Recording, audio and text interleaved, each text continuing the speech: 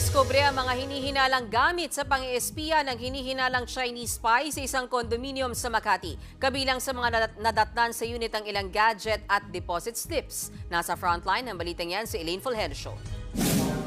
Bit-bit ang search warrant. Pinasok ng mga ahente ng NBI Special Task Force ang condo unit na ito sa Makati. Ito raw ang pinupuntahan ng naarestong Chinese na hinihinalang espiya.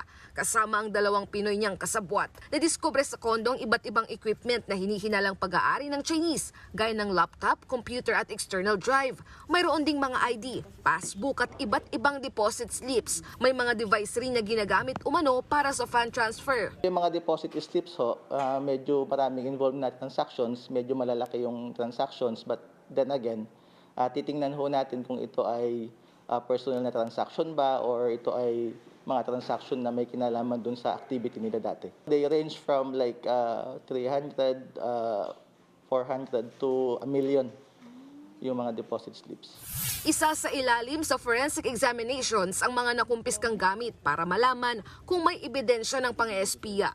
Yung mga gamit na nakuha, obviously, pwede siyang makakonect sa internet at pwede niyang magamit for remote access, no? So, ito yung mga devices na pwede mong gamitin sa pagkuha ng mga information or pagkuha ng data.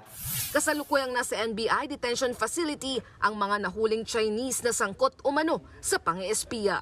Nagbabalita mula sa frontline, Elaine Fulgencio, News 5. Mga kapatid, may Los Baños po. Huwag magpahuli sa mga balita at impormasyong dapat ninyong malaman.